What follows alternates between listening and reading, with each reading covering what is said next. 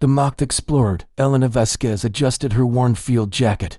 As she walked through the bustling corridors of Station Omega-7, humanity's furthest outpost in charted space, the air recyclers hummed with an efficiency that barely masked the overwhelming smell of alien biochemistries mixing in the cramped trading hub. Merchants from dozens of species hawked their wares in languages that her universal translator struggled to interpret, creating a cacophony of clicks, whistles, and harmonics that would have driven most humans to distraction. Elena had grown used to it over the past 3 years. As one of only 12 human xenoarchaeologists certified for deep space exploration, she had spent more time among aliens than most of her species. What she had never grown used to was their attitude toward her work. She approached the central trading floor where Captain Korthik of the reptilian hegemony was negotiating cargo contracts.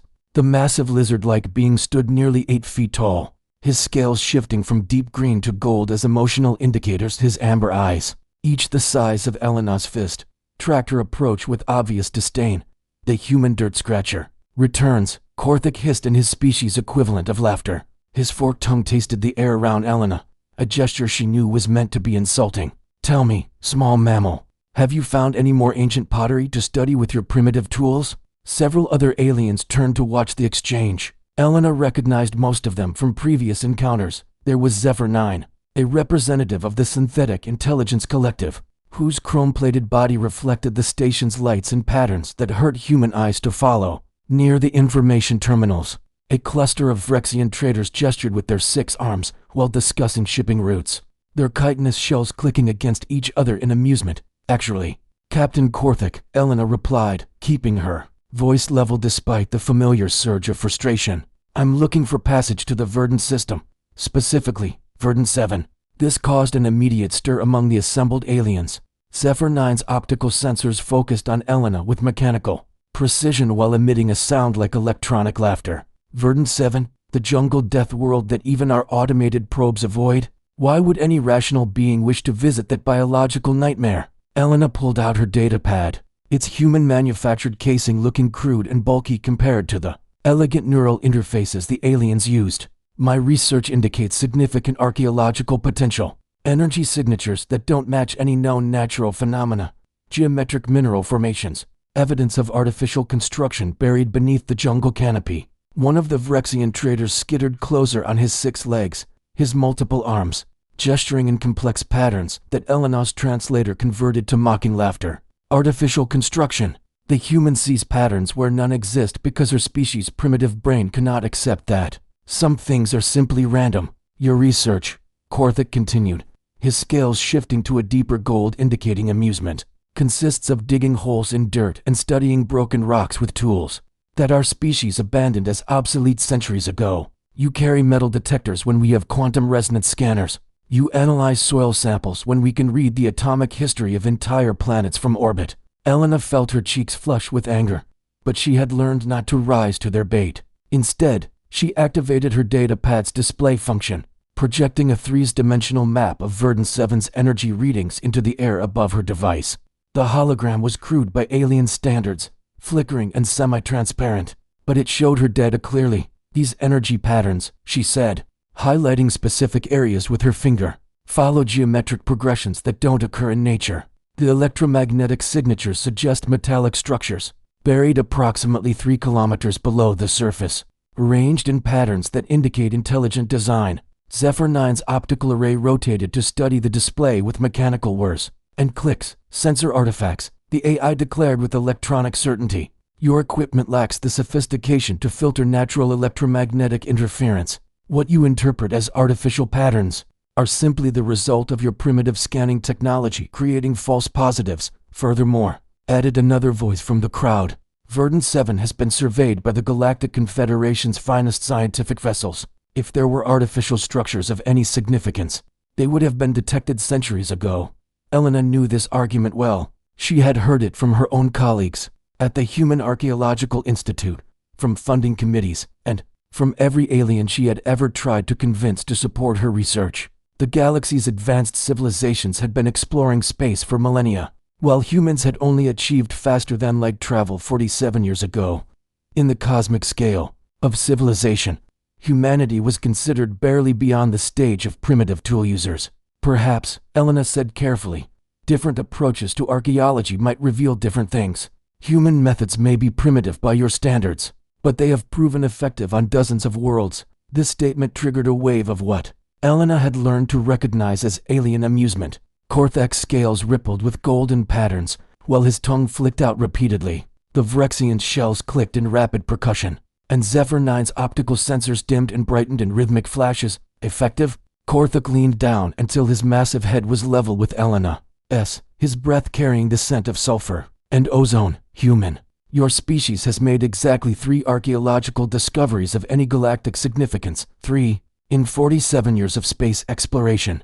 The rest of your findings consist of primitive tools and simple structures that any first-year xenoarchaeology student could identify. Your methods are not just primitive, Zephyr 9 added, its mechanical voice carrying tones of electronic condescension. They are fundamentally flawed. You rely on manual excavation when molecular disassembly would be more precise. You use chemical analysis when quantum dating provides absolute accuracy. You study fragments when holographic reconstruction reveals complete historical contexts. Elena's jaw tightened. These criticisms were not unfair. Exactly.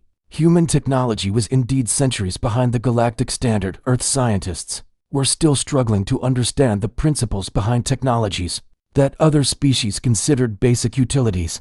But there was something the aliens consistently failed to grasp about human archaeological methods. You're right, Elena admitted, surprising them into momentary silence. Our technology is primitive compared to yours, but human archaeology isn't just about the tools we use. It's about intuition, about seeing patterns that don't fit standard models, about being willing to dig in places that logic says are worthless. Intuition? One of the Vrexians gestured dismissively with 4 of his 6 arms. You mean the tendency of primitive brains to see meaning in randomness? This is not an advantage, human. It is an evolutionary flaw that leads to false conclusions and wasted resources. Then explain, Elena challenged, how humans discovered the crystal archives on Belos 3 in a location your quantum scanners had classified as geologically sterile. The aliens fell silent for a moment. The crystal archives had indeed been a significant find, containing historical records that had rewritten understanding of an entire sector's development. Elena pressed her advantage, or the singing stones of Meridian 4, which your molecular analysis determined were natural formations until human archaeologists proved they were actually a form of crystalline data storage. Coincidences, Korthak rumbled, but his scales had shifted to a more neutral green.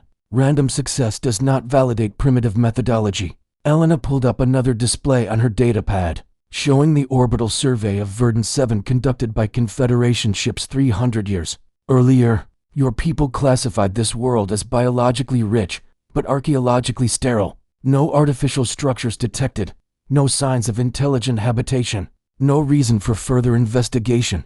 She switched to her own sensor readings, crude and grainy compared to alien technology, but showing patterns the official survey had missed.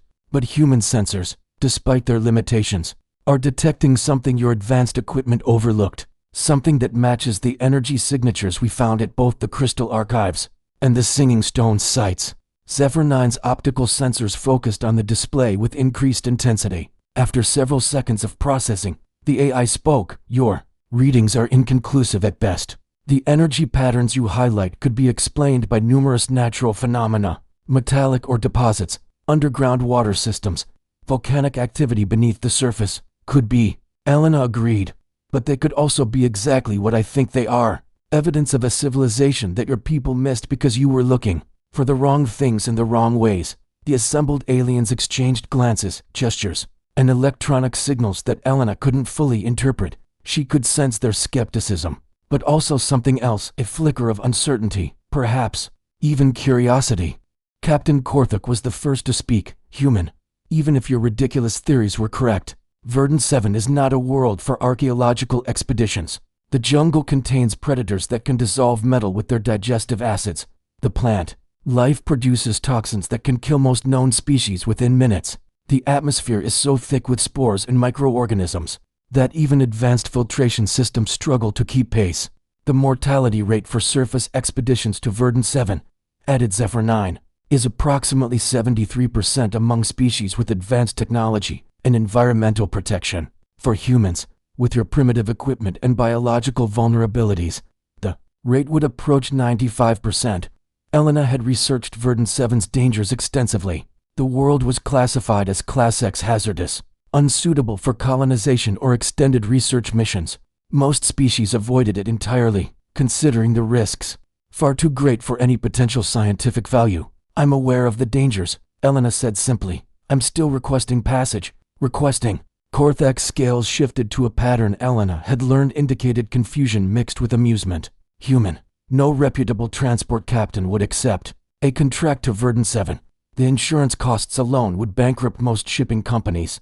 Besides, added one of the Vrexians, what could you possibly offer as payment? Human currency is barely accepted at frontier trading posts, and your species has little in the way of valuable trade goods. Elena reached into her field jacket and pulled out a small, intricately carved crystal that pulsed with inner light. The assembled aliens immediately focused on the object with obvious interest. The crystal was a fragment from the Bellows 3 excavation, one of the few pieces human authorities had allowed her to keep for research purposes. I'm offering this, Elena said, holding the crystal up where everyone could see it clearly. A genuine crystal archive fragment, containing data patterns that your best xenolinguists still haven't fully decoded. The aliens' reaction was immediate and unmistakable. Korthak's scales shifted through a rapid series of colors indicating surprise, desire, and calculation. Zephyr 9's optical sensors dilated to their maximum aperture, while electronic sounds that Elena interpreted as excitement emanated from the AI's vocal processors. The Vrexians began chattering among themselves in their native language, their arms gesturing rapidly. That fragment, Zephyr 9 finally said, represents approximately 0.3% of the total crystal archive collection. Based on current galactic market values, it could purchase a small starship. Or, Elena said with a slight smile, passage to Verdun 7 for one human archaeologist with her equipment.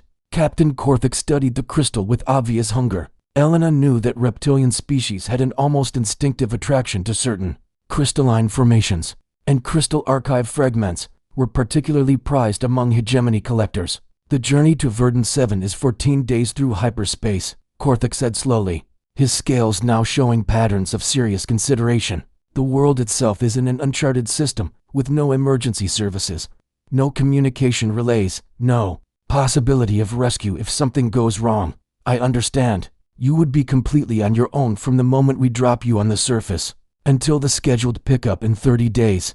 If you fail to reach the extraction point at the specified time, we will leave without you. I understand. And if your primitive equipment fails, if the jungle kills you, if you simply disappear into that green hell, your death will not be our responsibility. Elena held up the crystal fragment, its light pulsing steadily in the station's artificial atmosphere. Do we have a deal, Captain? Korthak's enormous hand reached out and carefully took the crystal from Elena's palm. As his scaled fingers closed around it, his eyes shifted from amber to deep gold, indicating the satisfaction that came with acquiring something valuable.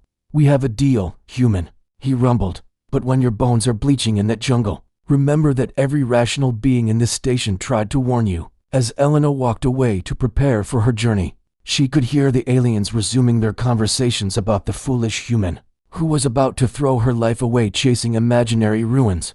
On a death world, she had grown accustomed to their dismissive attitudes over the years, but their skepticism only strengthened her resolve. Elena had spent 3 years studying the energy patterns that appeared at sites of major archaeological discoveries. The readings from Verdun 7 were stronger and more complex than anything she had encountered before. If she was right, if her primitive human intuition had detected something that centuries of advanced alien science had missed, then the discovery waiting in that jungle would change everything. If she was wrong, she would simply become another casualty of humanity's stubborn refusal to accept the limitations that the galaxy had imposed on their species. Either way, Elena Vasquez was about to find out whether human determination could overcome alien superiority. Once again, the ancient guardian awakens jungle of Verdun 7 was trying to kill Elena Vasquez, and it had been trying for 6 days. Straight she crouched beside a stream of water that glowed faintly green in the eternal twilight.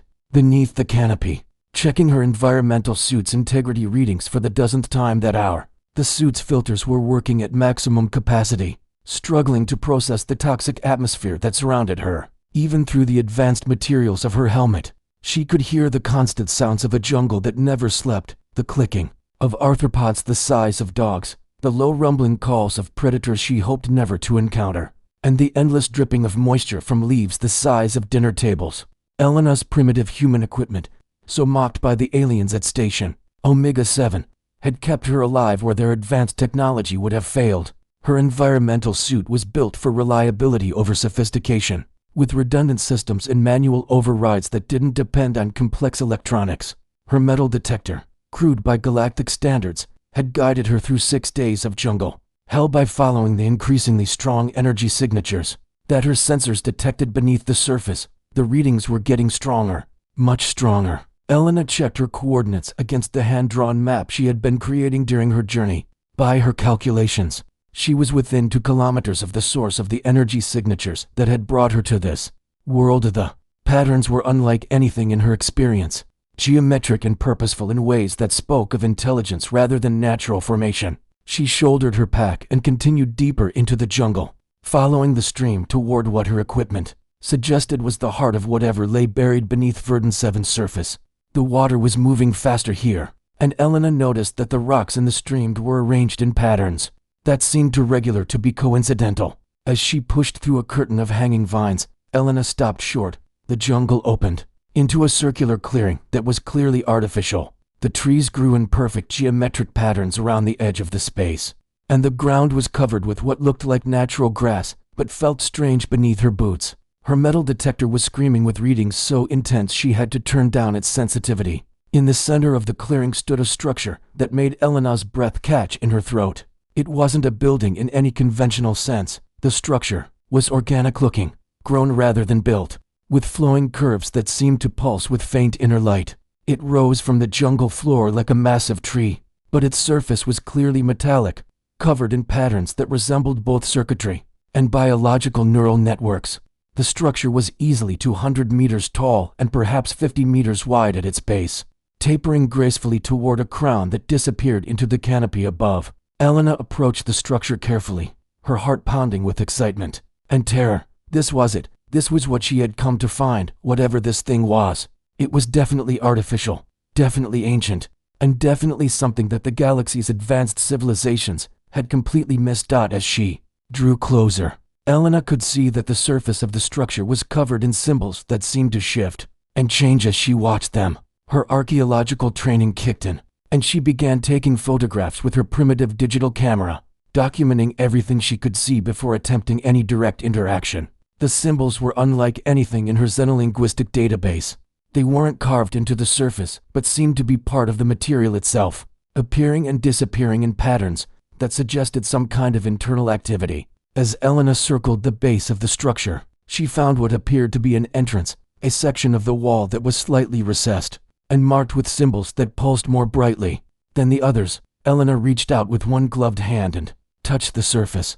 The material felt warm even through her environmental suit, and it seemed to vibrate with internal energy. The moment her hand made contact, the symbols around the entrance flared with brilliant light, and the recessed section began to iris open like an enormous eye.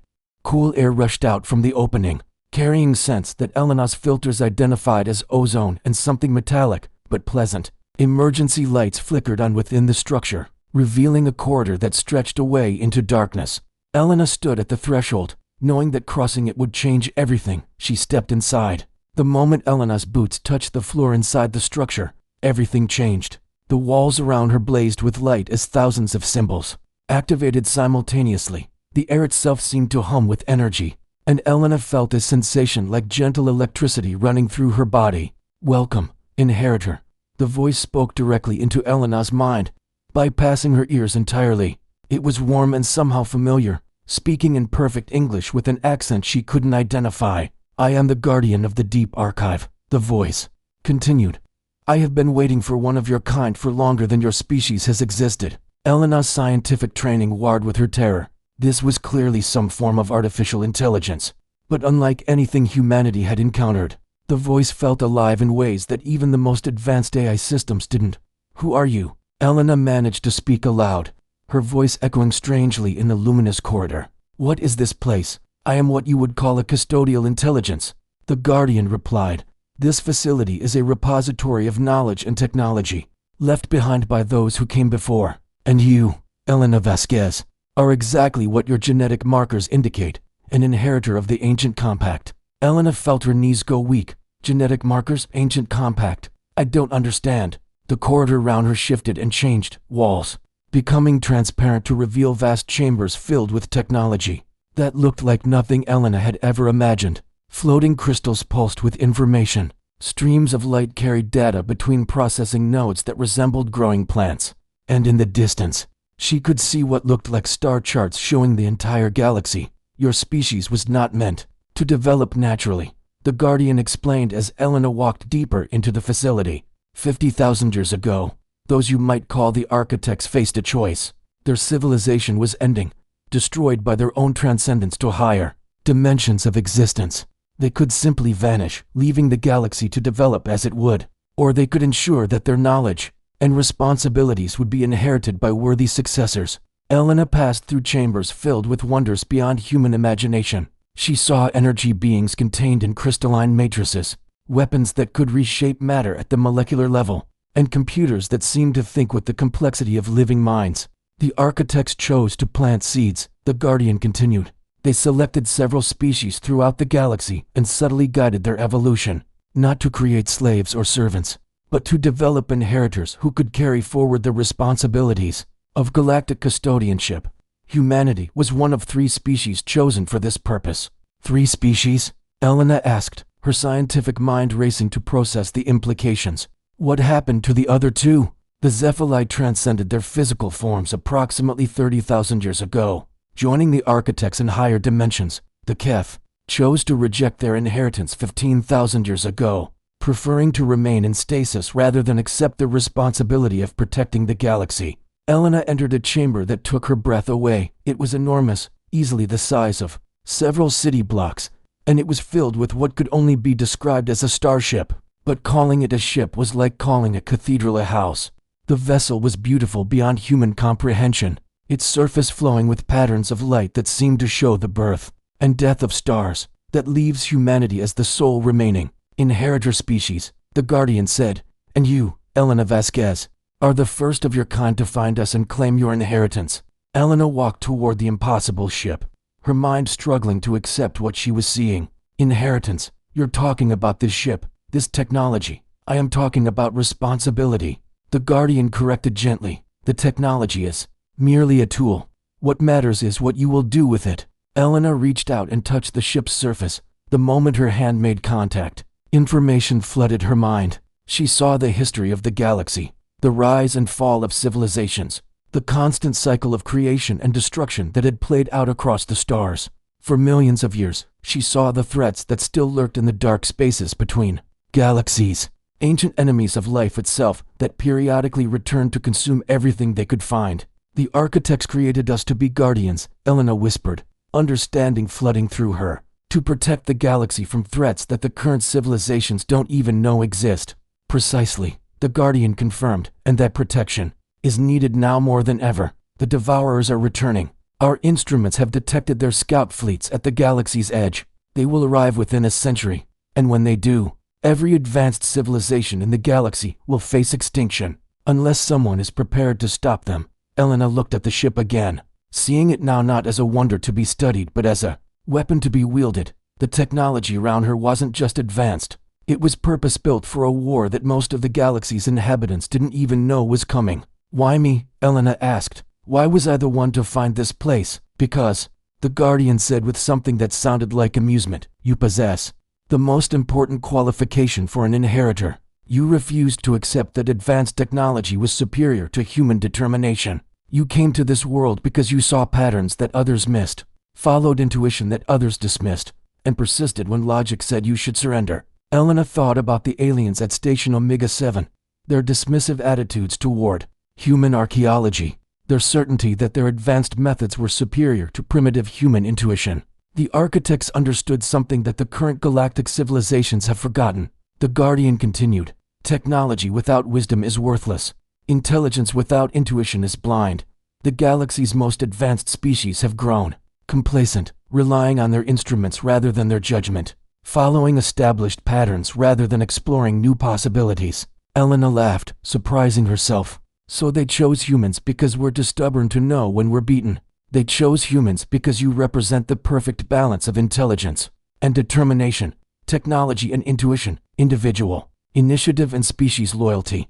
You are ready to inherit what they left behind. Elena felt the weight of responsibility settling on her shoulders like a physical burden. She was being asked to become humanity's representative in a galactic conflict that wouldn't begin for another century, to prepare her species for a war they didn't know was coming, using technology they couldn't possibly understand. I'm just one person, she said quietly. How can I possibly prepare humanity for something like this? You won't be alone, the Guardian assured her. There are 12 facilities like this one scattered throughout the galaxy, each one waiting for human inheritors to claim them. As each site is activated, the network grows stronger, and humanity's capability increases. Elena looked around the chamber one more time, taking in the impossible technology that surrounded her. Then she pulled out her primitive communication device and activated its emergency beacon, sending a signal that would be detected by every ship within 50 light years. What are you doing? The Guardian asked. Calling my ride, Elena said with a grin. I think Captain Korthik and his friends are about to learn something very important about underestimating humans. Within hours, Elena's beacon had been detected by 3 ships. Captain Korthik's vessel was the first to arrive, followed by a synthetic intelligence collective research ship and a Vrexian merchant vessel that had been passing through the system. Elena watched their ships approach through the Guardian facility's sensors, which were so advanced they could monitor the aliens' conversations in real time. The human's beacon is coming from coordinates that our surveys identified as impenetrable jungle, Korthik was telling his crew. There should be nothing there but plant life and dangerous predators.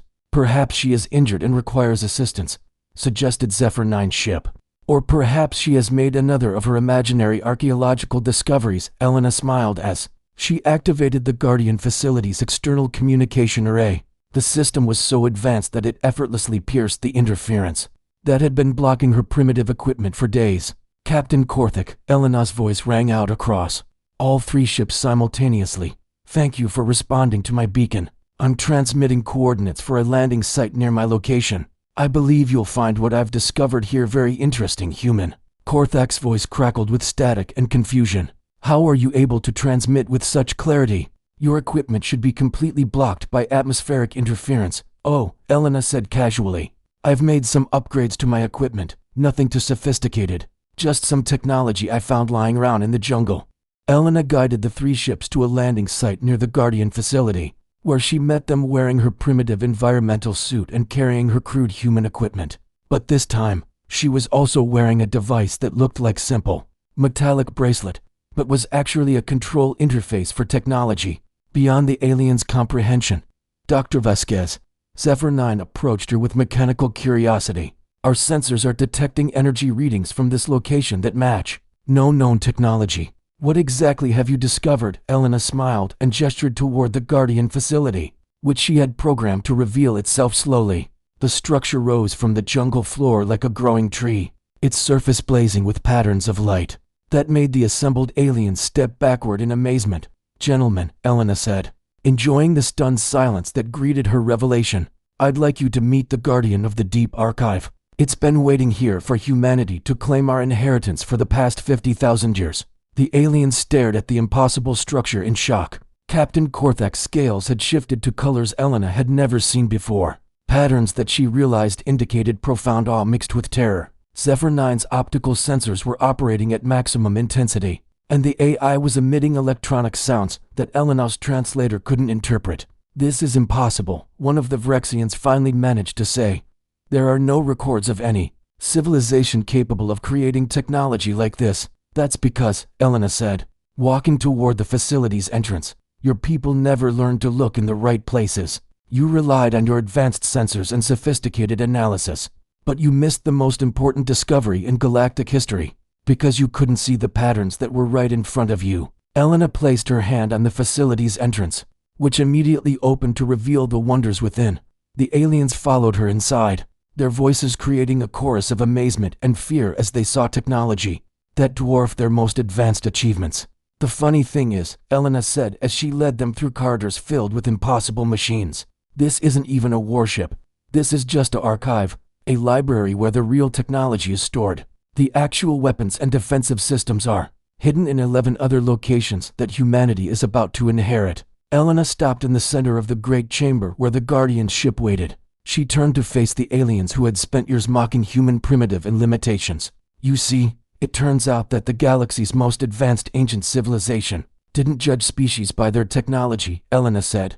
They judged them by their wisdom, their determination, and their ability to see truth even when logic suggested they were wrong. And by those standards, humanity apparently passed a test that your people never even knew existed. Elena activated her control bracelet, and the Guardian facility's defenses came online. The aliens found themselves surrounded by energy fields that their most advanced weapons couldn't penetrate, held in place by technology they couldn't begin to understand. Don't worry, Elena assured them as they realized their situation. You're not prisoners, you're witnesses, because in about 97 years, something called the Devourers is going to arrive at this galaxy intent on consuming every advanced civilization they can find, and when that happens, the species that spent centuries mocking human limitations are going to discover that their primitive, stubborn, illogical allies are the only thing standing between them and complete extinction. Elena looked up at the Guardian ship, its surface flowing with patterns of light that seemed to welcome her home.